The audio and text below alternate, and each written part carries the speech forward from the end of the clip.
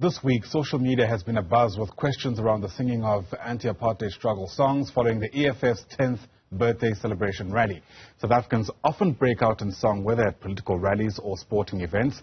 The singing of Kill the Boer, Kill the Farmer has in some ways polarized the country at the start of the election season.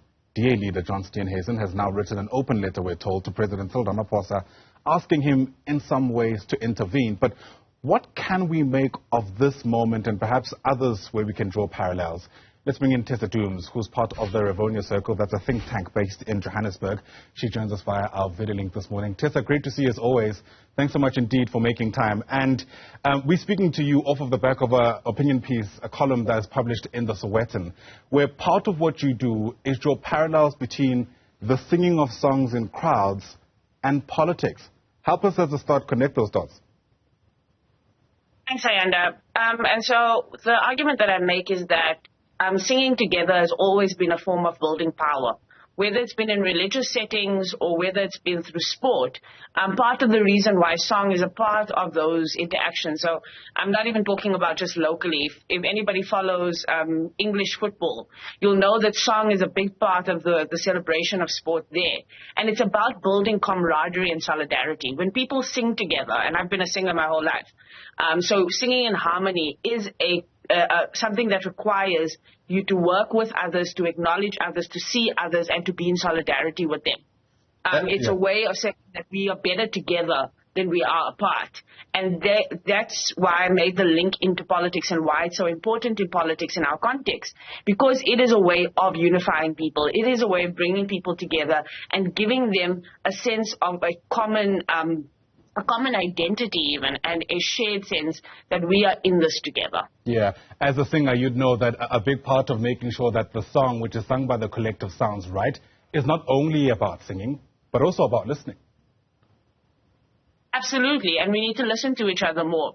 I make the point in the article that you can't leave anyone behind in a collective song. One person going off beat or off tune will ruin the whole. And so we need to start singing together more as a nation, metaphorically. We need to start listening to each other. We need to start getting each other onto the same beat. But we must also do that for a greater purpose. That purpose needs to be something that we can all serve and all be a part of. And we must figure out what we're going to use that solidarity for. Yeah.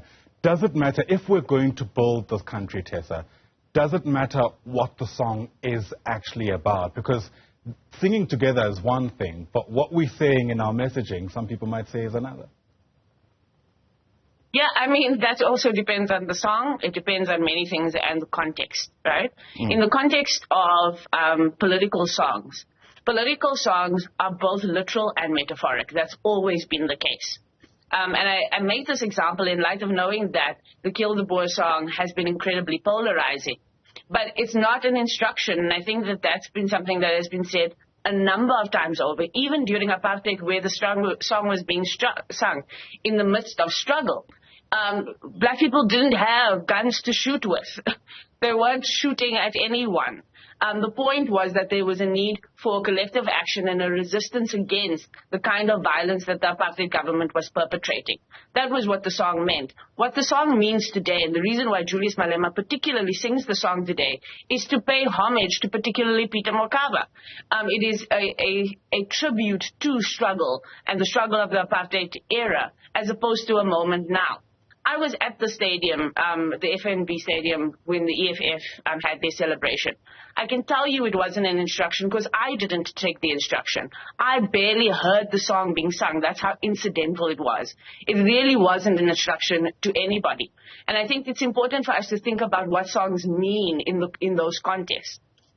Similarly, political guijos have many metaphoric meanings.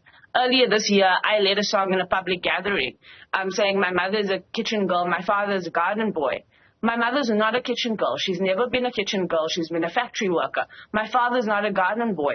I wasn't singing that song to be literal. No one can accuse me of having lied because there's a figurative, literal interpretation and message there rather than a literal one. Yeah, and that's pretty loud and clear. You know, but it seems that that kind of explanation doesn't reach where it ought to. You know, what I find sometimes is that the debates happen in echo chambers. There are people who agree with what you're saying, and those are the people who are likely to give you a moment to ventilate that expression. Whilst on the other side of the spectrum, there are people who've made up their minds, quite frankly, about what they're hearing and what it means. I suppose the complex challenge is, how do we marry these two groups of people to actually listen and try to find some kind of middle ground? For me, there are two parts to it. The first is, if you don't know what something means when you hear it, ask. Ask as opposed to accuse. And I think that should be the first port of call. But the second thing is, even if people are reading this as a literal thing, and they are, you know, offended that somebody is saying kill somebody that they represent as, or that they identify as. The truth is, white people cannot continue to only be angry when things affect them directly. We have 55 murders a day in this country, in fact, even more. 49 farm murders happened in the country last year. I'm not saying those 49 people don't matter, but you cannot, in a country where murder is a widespread issue that affects predominantly black people, only be mad when it affects people like you, when somebody's singing about you. I think that's where part of the dissonance is that if we're going to build real solidarity in the country, we have to start caring about things even when they don't affect us directly. And so when white people are enraged at a moment when it affects them only, that's when it becomes very difficult to have the conversation. Because these things are happening at a wide scale. All of the things that are affecting white South Africans in this country, I assure you they're affecting black South Africans too. But it was only when load shedding became something that was pervasively affecting middle-class people that you heard particularly white South Africans pipe up. When so many people don't have access to electricity on a daily basis in millions of informal settlement homes.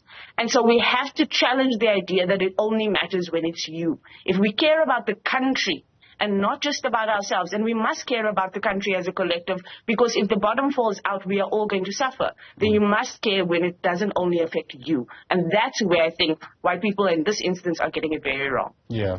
So that's just us honing in on, you know, what happened with the EFS rally. But I'm interested in also the discussion, broadly speaking, about art, the struggle, and interpretation that follows thereafter.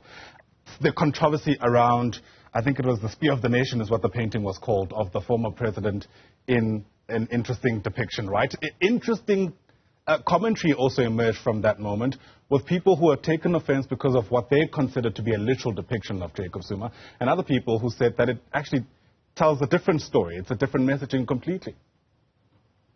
Absolutely. And that's also what art is meant to do. It is meant to provoke. It's meant to get us to think, and it's meant to get us to engage. And how we engage in the tones of that is what I was addressing earlier, but that we engage is important.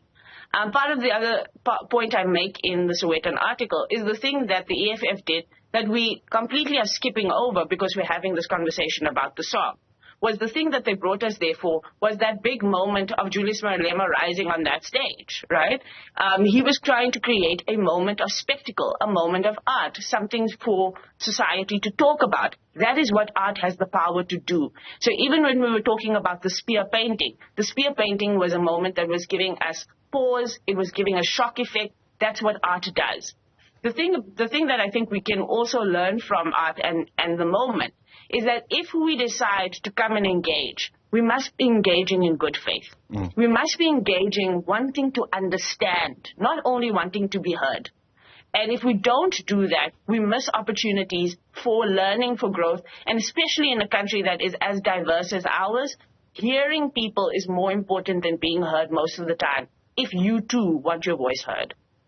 Insightful and incisive as always. Tessa Dooms, thanks very much indeed for speaking to us. Appreciate your time on the Sunday morning.